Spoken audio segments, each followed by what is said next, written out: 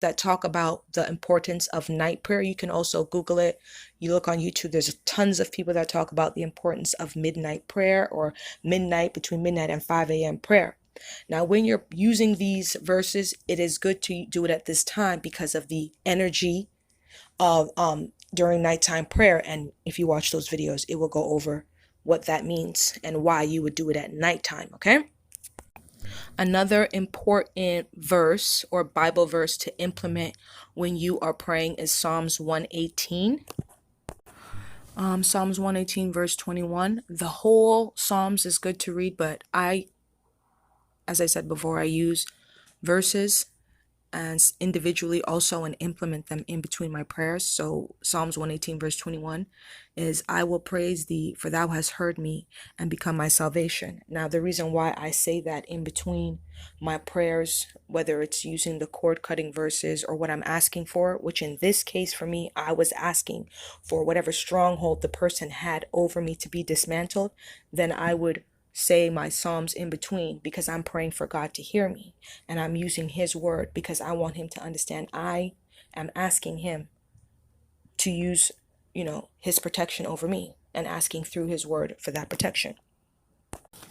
Now, during the time when you're doing these type of prayers, when you're going through these type of situations, it is very important to maintain a positive attitude, a grateful attitude, because it helps to keep your energy up and keep that person's negative energy away from you. You don't want to be emanating negativity. And a lot of time when you're trying to also manifest certain things into your life, if you're thinking with a negative attitude or have people around you that are constantly provoking you and trying to get you to stay in a negative mindset, be aware of that. Be aware of how they're trying to emotionally manipulate you. Be aware of it in your daily life. Like if you feel an energy, all of a sudden you feel sad or you feel upset and you know that nothing's wrong, that can be someone sending energy towards you or a certain energy coming around you. And you need to ask God to take that away from you and send that back sevenfold to where it came from. The same thing if you know that you're feeling fine and all of a sudden you feel unhappy or sad. The same thing can be for when you're trying to get away from these type of people. Another thing I want to say is, let's say down the line, it could be a year from now, I don't know, it depends how much time you decide to take in between your relationships. Let's say you're trying to cut away from, and this would be a person you were dating, you're separating from them now. It's been, let's say, some time since you've been single and you're trying to get in a new relationship. You have to be aware when you get in a new relationship of your feelings also, because these people that are obsessed with you, they send, as I said, these people send monitoring spirits, spying spirits, and they see what's going on in your life, and then they'll send certain energy towards you to make your new relationship feel like it's not right, because they don't want you to move on. Like they'll do things like that, try to manipulate your relationship by manipulating your feelings, making you feel like questionable about someone that you normally wouldn't think that way, but then they start manipulating those feelings so that you will question your own mind. And that's when you have to pray, God, if this is not my thought, take it away from me, send it back to where it's coming from. You always have to be aware of that, because the person that's trying to control you is not going to stop. Now, lastly, a good video for you to watch is a video by Shanique Beckford. This is a picture of the video. It's called Midnight Prayers. This is an example of how you can go about praying, or certain things you can say during your prayers to break those type of strongholds. Now, you don't have to speak the way she does, but I'm just asking you to listen to what she's saying and the words that she's using, because these are the type of things that you need to say to break these type of strongholds that these spirits are trying to have upon you. A good way to keep your prayers organized is a journal or a prayer journal. And I'm going to give you an example of it at the end of this. It can be used, a prayer journal is used to dismantle certain strongholds that you're going through. And obviously you have your prayers in there that would do that.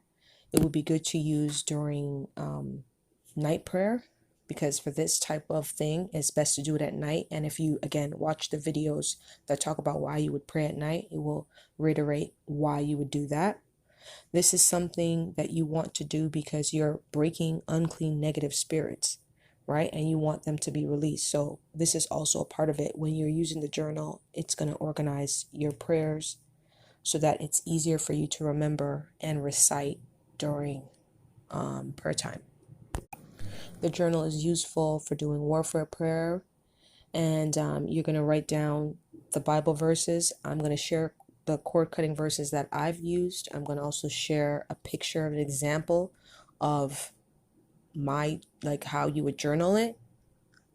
And this is something that you can do not just for cord cutting, like you're journaling your prayers. You can do this when you're asking for healing. You can do it when you're asking for help with anger, help for seeking counseling, and you would have your prayers there. Talk about what you are praying for in your journal and having verses or biblical verses that you can recite so that God will solidify those prayers and bring those things into fruition. Because that's what the Word of God does. It solidifies it and strengthens your prayers. Also, I'm going to share a Bible verse with you about sevenfold, and the reason why I say you should use when you're doing your prayers, you'll see that in my journal I'll say send back any type of spirit or entity, cut it, dismantle it, and send it back to where it's coming from sevenfold. And I'm going to share a Bible verse with you of why I say that and the reason in the Bible. The significance of the number 7 can be seen in the book of Joshua, chapter 6, the conquest of Jericho. Throughout that whole chapter, you see how the number 7 is reiterated several times, and there's a reason for that because there is spiritual significance in the numbers that the Lord uses. And a good website for reference is BibleStudy.org. It gives you several references of the meaning of numbers and the number 7, which I'm going to share. And of course, you can always go online and read the whole page, but I'm just sharing a few of the significance of the number 7 and why I would say sevenfold and use sevenfolds, because the significance of the number 7 and the strengthening of that number used during prayer. That is just something that I do. I think I've said this already also, but it's easier to attach a stronghold to you, or if it's being done to you, because the person has physical access to you, they're close to you. It's a lot easier for the person to have control over you spiritually if they have access to you. Now, a good website to go to, which I'm going to also refer, is, I think it's pronounced Icy Sedgwick. Of course, books, like actual books that go on these topics, are better to read because it gives you more in-depth knowledge. But this website just gives you a good breakdown of the type of magic that can be being used against you and why you would also want to perform cord cutting practices or services.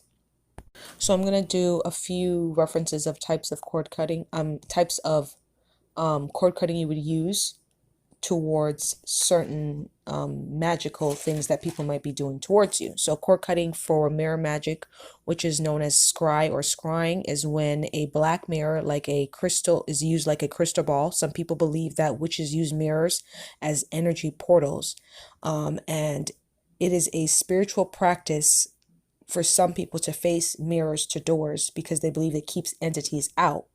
Mirror spells are an example of a mirror spell is, say, someone placing a symbol on a mirror, and then they would look into the mirror and the symbol would be facing them and they would visualize having that. You can also do that with, say, if you're trying to project onto somebody. So let's say if they put your picture on the mirror and they want to project to you, they would use the mirror to do that, or to scry and spy like a crystal ball. I don't know if people are able to do this for real, but I'm just giving you information on different types of magical practices that are known to be done and why you would use cord cutting to stop those things from happening. People also believe that using cord cutting, it dissolves the energetic connection that will still exist between two people. This could be family, friends, or relationships. There's a chemistry that you feel with somebody, and that can be explained like when you love someone, there's an energy that you feel. So the same way, if somebody does not love you and they do not want good for you, they can send that type of energy towards you. And this is why you would want to do cord cutting, to dissolve that. It said that these energy practices, these energy or chemistry energetic fields can last for years, they say. I'm not sure if that's true. So that when you do these cord cutting practices, it is a spiritual practice that releases that old energy, especially if the person is trying to tether themselves to you. So if you've said I'm done with you, whether it's a relationship, family member, friends, that person, if they're into spell magic, they can tether themselves to you, and you won't understand why you keep forgiving the person, why you keep letting them back into your life, why you keep thinking about them. It could be because they are tethering themselves to you and trying to attach themselves to you. And so you would need to cut these ties from these toxic type of people. Cutting cords help to reclaim your energy. Remember, when you're trying to manifest also, you need positivity around you. These type of people, if they're doing spell work, they can tell that you're trying to manifest, or they can spy on you and see that you're trying to change certain things in your life, and they're going to, in my case, this person, do everything able to stop me from being able to have balance, peacefulness, calmness in my life. Now, for them, it's definitely not working anymore, because you know what? I'm doing the things that I need to do, which I've shared with you guys, to stop the person from being able to have that control over me anymore. Of course, you have to decide if this is something that will work for you or not. But of course, I'm sharing it because of my own experience and what I went through and how I was able to overcome it. Now, I want to finish by saying, when I do this, I only use my Bible, my voice, and my journal, and the people's names that I'm referring to. Some people use items like candles, they use cords, they use the person's pictures. I don't do any type of ritual items, because the power that I'm using comes through prayer. The power that I'm using comes through the Most High God. Now, I'm not saying you can't have the person's picture there. I don't even want to see the person's face. So me personally, I don't want to see your picture when I'm praying. I don't want to see you at all. What I'm trying to do is dissolve all ties from the person. So using their name and praying is enough for me. But some people want to do a physical practice, and they like to use candles and cords. And if you go on that website that I told you, it will show you on there the different ways people go about doing these practices, which look more ritualistic to me. So that's why I'm just sticking with the simple. And I think that's it. Yeah, I think that's it.